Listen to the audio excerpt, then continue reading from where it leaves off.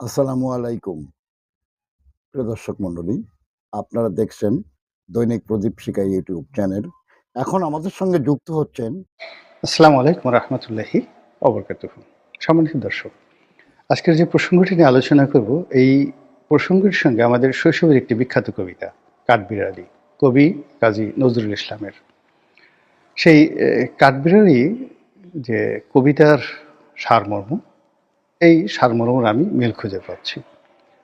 আপনাদের সবারই হয়তো মনে আছে যে কাঠবিড়ালিকে উদ্দেশ্য করে খুকি কি বলছে, কাঠবিড়ালি কাঠবিড়ালি পেয়ারা তুমি খাও, গুড়মুড়ি খাও, ইত্যাদি কথাবার্তা, মানে তার সঙ্গে একটা খাতির করার চেষ্টা করছে। তো খাতির করার চেষ্টা হলো যে কাঠবিড়ালি গাছে উঠে মজা করে পাকা পাকা পেয়ারা খাচ্ছে। তো খুকি যে ছোট শিশু, সে দাঁড়িয়ে দাঁড়িয়ে সেই দৃশ্য দেখছে।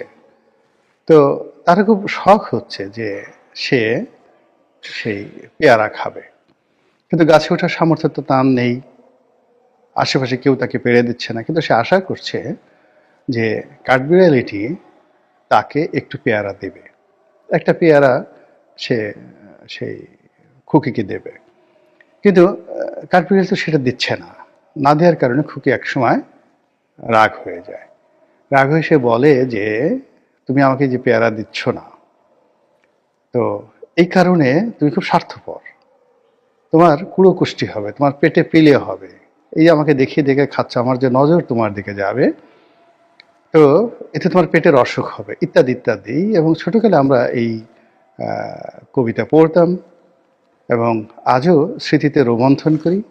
এবং একটি শিশু মনের যে চিন্তা চেতনা, তার যে কল্পনা, প্রকৃতির সঙ্গে তার যে সম্পর্ক, এবং প্রকৃতির এবং পারিপার্শ্বিক যে অবস্থা, প্রকৃতির এবং পারিপার্শ্বিক যে অবস্থা, এটি শিশুর মনে, অবোধ শিশুর মনে কী ধরনের যে প্রতিক্রিয়া তৈরি হয়, সেটি নিয়ে আলোচনা করব না। আলোচনা করব যে ঠিক সেই রকম ভাবি এখন বাংলাদেশের সাবেক প্রধানমন্ত্রী শেখ হাসিনার যে কর্মকাণ্ড, সেই কর্মকাণ্ড শেখ হাসিনা বিরোধী যারা রয়েছেন তাদেরকে রীতিমতো পাগল বানিয়ে ফেলেছে। তাদের সারা শরীরে নানা রকম অ্যালার্জি তৈরি করে ফেলেছে। শেখ হাসিনার কর্মকাণ্ড, কথাবার্তা, আচরণ, এগুলো বেসিক্যালি এবং প্র্যাকটিক্যালি শেখ হাসিনার যারা প্রতিপক্ষ রয়েছেন তাদেরকে কতটা ক্ষতি করেছে বা করে চলেছে তা আমি বলতে পারবো না। তবে তার বিরোধীদের মনোজগতে, মস্তিষ্কে, শরীরে যে জ্বালা তৈরি করেছে, প্রদাহ তৈরি করেছে, যে চুলকানি তৈরি করেছে, যে খাউজানি তৈরি করেছে, যে অ্যালার্জি তৈরি করেছে, যে অ্যাজমা তৈরি করেছে তাদের নিঃশ্বাস এবং প্রশ্বাসে, এটি রীতিমতো ভয়ঙ্কর। এবং সেটি শেখ হাসিনা করছেন অনেকটা ইচ্ছা করে। শেখ হাসিনা জানেন যে তিনি কি করছেন। এর কারণ হলো তিনি যখন বাংলাদেশে ছিলেন তার অনেক কথাবার্তায় রাজনীতির অঙ্গন বেশ উত্তেজিত হতো। তিনি অনেক সময় তার প্রতিপক্ষকে উদ্দেশ্য করে অশ্লীল কথা বলতেন, অশ্রাব্য কথা বলতেন, সেখানে খিস্তি থাকতো, খেউর থাকতো, এবং যাকে বলা হয় অনেক সময় ভব্যতা, স্বাভাবিক যে সৌজন্যতা, এটার কোনো বালাই থাকতো না। প্রতিপক্ষ উত্তেজিত হতো, লজ্জিত হতো, আর তার দলের মধ্যে যে সকল সুশীল ছিলেন, সভ্য ছিলেন, তারা লজ্জা পেতেন। তো অনেকে বলতেন যে আপনি এই ধরনের কথাবার্তা কেন বলেন। তো তিনি বলতেন যে কয়েকটি কারণ বলতেন। যে প্রথম কারণ হলো যে আমি যদি না বলি তাহলে এগুলো তো মিডিয়াতে আসবে না, তোমাদের কোনো কথা তো মিডিয়া আসে না, তা আমি এই কথাগুলো মিডিয়াতে বলি। দুই নম্বর হলো যে এভাবে কেন বলি, বা এই ল্যাঙ্গুয়েজে কেন বলি। এর কারণটা হলো যে আমাদের দেশের যে মানুষ, তারা উপরে উপরে সাধুতা দেখায়, কিন্তু প্রায় সবাই ঝগড়াঝাটি পছন্দ করে, তারা খিস্তি খেয়েও পছন্দ করে, এবং অন্যের যে কি ত্রুটি রয়েছে সেই ত্রুটি সত্য হোক মিথ্যা হোক এই সংক্রান্ত গীবত, যেটিকে আমরা কুটনামি বলি, সেই কুটনামি তারা কান পেতে পেতে শুনবে। অমুকের সঙ্গে তমুকের কী সম্পর্ক, অমুকের টাকা পেল কীভাবে, রাঙ্গাচূড়া কিভাবে ছাগল চুরি করে, কিংবা ওই যে অমুক বাড়িতে যে একটা প্রবাসী সুন্দরী বউ থাকে, রাতে তার ঘরে কে যায়। এই ঘটনাগুলো জানার জন্য আমাদের দেশের মানুষের যে আগ্রহ, উদ্দীপনা, এটা এর চেয়ে আর আগ্রহ উদ্দীপনা নেই। ফলে আপনি যদি এই সংক্রান্ত কোনো বিষয় নিয়ে বানিয়ে বানিয়ে মিথ্যা কোনো কথা বলেন, সেটিও শোনার জন্য মানুষ লাইন ধরে দাঁড়াবে। এবং আপনার রেফারেন্সে যে কোনো একটা বাজে কথা আপনি ছড়িয়ে দেন যে অমুক গণেশ এরকম গভীর রাতে সে টাকলু গণেশ অমুক হোটেলে গিয়ে তমুকের সঙ্গে তারা সেই অপকর্ম যখন করছিল ধরা পড়েছে জনগণের হাতে এবং গণপিটুনি খেয়েছে, আর তার ভিডিও ফুটেজ তার কাছে আছে। দেখবে যে বেশিরভাগ লোক বলবে যে আচ্ছা দেখি এটা কি হলো, বা উপরে উপরে হয়তো কেউ ভদ্রতা করে আপনাকে ভর্ৎসনা জানাবে, কিন্তু মনে মনে বলবে ইস যদি একটু দেখতে পেতাম তাহলে কেমন হতো। তা আমাদের যে মন এবং মস্তিষ্কের মধ্যে যে অশ্লীলতা রয়েছে, অশ্রাব্যতা রয়েছে, অন্যের গোপন প্রণয় জানার এবং অন্যকে হেয় করার যে অভিলাষ রয়েছে, সেটি আমরা শুনতে চাই। এবং আপনি এটা দেখবেন যে আমাদের যে গ্রাম বাংলার আবহমান গ্রাম বাংলার যে চরিত্র, মন এবং মানসিকতা, সেখানে ধরুন দুটো গ্রামবাসীর মধ্যে মারামারি হচ্ছে, আশেপাশে 3 গ্রামের মানুষ দাঁড়িয়ে দাঁড়িয়ে সে দৃশ্য দেখছে। দুটো পরিবারের মধ্যে ঝগড়া হচ্ছে, দুটো মহিলার মধ্যে ঝগড়া হচ্ছে, দুটো পুরুষের মধ্যে ঝগড়া হচ্ছে। এই ঝগড়া ফেরানোর পরিবর্তে তারা দাঁড়িয়ে দাঁড়িয়ে দেখছে। এমনকি স্কুলগামী দুটো ছেলে বা দুটো মেয়ে, তারা সেই ধরুন প্রাথমিকে ক্লাস 3-তে পড়ে বা 4-এ পড়ে, তো তারা ঝগড়া করছে, একে অপরের জামা কাপড় ছিঁড়ে ফেলছে, ওর চুল ধরে একদম শুয়ে ফেলছে, একেবারে অনেক সময় উলঙ্গ করে ফেলছে, ন্যাংটা হয়ে সেই ঝগড়া করছে। আর অনেক বুড়ো বুড়ো মানুষ সেই ঝগড়া ফেরানোর পরিবর্তে দাঁড়িয়ে দাঁড়িয়ে দেখছে আর কে জিতে, হ্যাঁ, বা আরো আরো আরো আরো মারো, আরো মারো, আরো ধরো, এরকম যাকে বলা হয় দৃশ্য আমরা যে 70-এর দশকে 80-র দশকে দেখেছি গ্রাম বাংলা, এটা এখনো কিন্তু বন্ধ হয়নি। এই হলো বাস্তবতা। তো এই যে মানুষের যে মন এবং মননে এই অভ্যাসটি রয়েছে, সেই অভ্যাসটি শেখ হাসিনা জানতেন। আর জানার কারণে কি হলো, তিনি তার রাজনৈতিক প্রতিপক্ষ, সেটা নারী হোক পুরুষ হোক, তাদের ক্যারেক্টার অ্যাসাসিনেশন, তাদের দুর্নীতি, তাদের অনিয়ম, তাদের ব্যক্তিগত বিষয়াদি নিয়ে তিনি যেভাবে প্রকাশ্যে খোঁটা দিতেন, এবং সেই খোঁটা শুনে তার যে আশেপাশে যারা লোকজন রয়েছে তারা কিন্তু খুব মজা পেতেন। আর বাইরে যারা লোকজন আছে তারা কিন্তু সেটা ওন করতেন, এবং সেটা সত্য হোক মিথ্যা হোক এটা ওন করতেন, এবং সেইভাবে কিন্তু তারা প্রচার করতেন। এখন যেহেতু শেখ হাসিনার দুঃসময়, দুষ্কাল, আমি তার কথা বাদ দিয়ে শেখ হাসিনার বিরুদ্ধে যে একটি নির্মম প্রচার বা অপপ্রচার সেটি নিয়ে বলছি। যেমন ওনার যে 17ই আগস্ট ওনার জনসভাতে গ্রেনেড হামলা হয়েছিল এবং বহু সংখ্যক মানুষ মারা গিয়েছিল। আওয়ামী লীগের ইতিহাসে 3-4টি যদি ট্রাজিক ঘটনা বলা হয়, তার মধ্যে অন্যতম হলো 21শে আগস্টের গ্রেনেড হামলা, 17 আগস্ট না, 21শে আগস্টের গ্রেনেড হামলা। তো বিএনপি প্রচার করলো যে এই গ্রেনেড হামলা স্বয়ং শেখ হাসিনা চালিয়েছেন পাবলিক সিম্প্যাথি অর্জনের জন্য। তার লোকজন আগেই বোমা পেতে রেখেছিল, আর এই বোমার যে রিমোট, সেই রিমোট ছিল তার ভ্যানিটি ব্যাগে, এবং তিনি সেই ভ্যানিটি ব্যাগ থেকে সেটি চাপ দিয়ে ব্রাস্ট করেছিলেন। ফলে অনেক লোক মারা গেছে, শেখ হাসিনা মারা যায়নি, বিকজ রিমোট তার হাতে ছিল। এটা তার একটা সাজানো নাটক ছিল।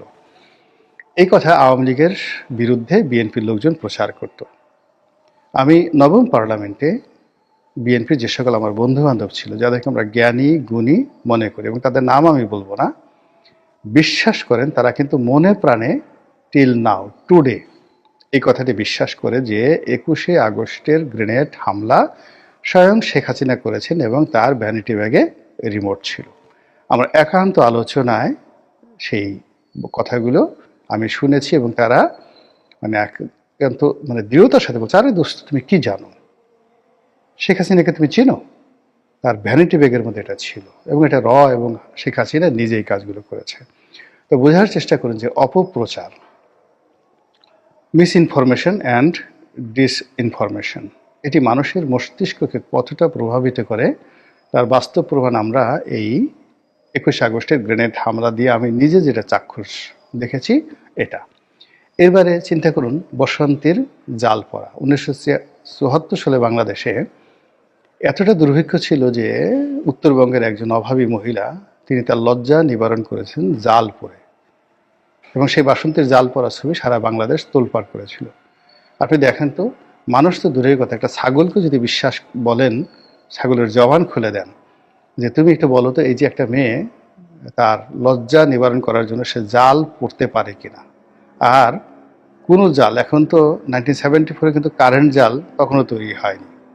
এখন যেভাবে কারেন্ট জাল, ঘন কারেন্ট জাল তৈরি হয়েছে মশারির মতো, তখনও এরকম মশারির মতো কারেন্ট জাল তৈরি করা হয়নি। আর বলা হয়নি যে তিনি মশারি পরে, বলা হয়েছে জাল পরে। তো এই কথা কিন্তু মানুষ বিশ্বাস করেছে, এবং এখনো পর্যন্ত এই আধুনিক যুগে আওয়ামী লীগকে অপদস্থ করার জন্য সেই বাসন্তীর জাল পড়া ছবিকে, যাকে বলা হয়, প্রচার করা হয়। এরকম অসংখ্য ঘটনা। সেই বঙ্গবন্ধুর বাসায় স্বর্ণের মুকুট আছে, এবং দেশের মানুষ যখন না খেয়ে মরে তখন তিনি সোনার মুকুট দিয়ে তার ছেলে শেখ কামালের বিয়ে তিনি সম্পন্ন করেছেন। শেখ কামাল বাংলাদেশ ব্যাংক ডাকাতি করেছে, আর সেই ডাকাতি করে ফেরার সময়, মানে বোঝার চেষ্টা করুন যে ডাকাতি করতে যাওয়ার সময় নয়, তিনি সদল বলে বাংলাদেশ ব্যাংক ঢুকেছেন, সেখান থেকে সোনা গহনা চুরি করে বাংলাদেশ ব্যাংক ডাকাতি করে ফেরার সময় তিনি আইনশৃঙ্খলা রক্ষাকারী বাহিনীর হাতে তিনি আহত হয়েছেন, তার উপর গুলি ছুঁড়েছে। এই গল্প এখন পর্যন্ত মানুষ বিশ্বাস করে। তিনি মেজর ডালিমের স্ত্রীর শ্লীলতাহানি করেছেন, অর্থাৎ মেজর ডালিমের স্ত্রী খুব সুন্দরী ছিল, তাকে তিনি ঘর থেকে তুলে নিয়ে গেছেন, তারপরে তিনি তাকে ধর্ষণ করেছেন। এই কথা বাংলাদেশের সব মানুষ বিশ্বাস করে। স্বয়ং ডালিম সাক্ষাৎকার দিয়ে তিনি বলেছেন যে এই ঘটনার সঙ্গে শেখ কামালের কোনো জড়িত নেই। শেখ কামালের পরিবার অর্থাৎ বঙ্গবন্ধু সেই মেজর ডালিমের উকিল বাবা ছিলেন, এবং এখানে মূলত যে ঘটনাটা ঘটেছে সেই ঘটনাটার সঙ্গে শেখ কামালের কোনো রকম সম্পৃক্ততা নেই। কিন্তু এত কিছু বলার পরেও ওই যে শেখ কামাল মেজর ডালিমের স্ত্রীকে অপহরণ করেছেন, ধর্ষণ করেছেন, তিনি খুব সুন্দরী ছিলেন, ইত্যাদি নানা কথা, এগুলো মানুষ পছন্দ করে। আর পছন্দ করে বলেই এই কথাগুলো গল্প আকারে কিন্তু ছড়িয়ে পড়েছে। তো যেটি বলছিলাম যে এই মুহূর্তে সেই শেখ হাসিনা এই জিনিসগুলো জানার কারণে তিনিও সেই দিল্লিতে বসে প্রতিটি মুহূর্তে এমন কিছু কথা বলছেন, এমন কিছু কাহিনী তৈরি করছেন, এমন কিছু ঘটনা তৈরি করছেন যা কিনা তার প্রতিপক্ষ যারা আছে তাদের সারা শরীরে রীতিমতো আগুন ধরে যাচ্ছে, সারা শরীর কিরবির কিরবির করছে, সারা শরীরে কুরকুরানি শুরু হয়ে গেছে, উত্তেজনা শুরু হয়ে গেছে। এবং যার যে রকম দরকার, যার যে ধরনের কুরকুরানি দরকার, বিএনপির জন্য এক ধরনের কুরকুরানি দরকার, জামাতের জন্য এক ধরনের ফুরফুরানি দরকার, তারপরে ডক্টর মোহাম্মদ ইউনূস এবং এনসিপির জন্য এক ধরনের বুরবুরানি দরকার, মানে কিরবিরানি দরকার। এই পুরো জিনিসটাই তিনি ম্যাটিকুলাসলি দিল্লিতে বসে বলছেন। কখনো হুমকি দিচ্ছেন, কখনো ধামকি দিচ্ছেন, কখনো বিনয়ী হচ্ছেন, কখনো শক্তিমত্তা প্রদর্শন করছেন, কখনো প্রতিশোধ নেওয়ার কথা বলছেন, কখনো ক্ষমা করার কথা বলছেন।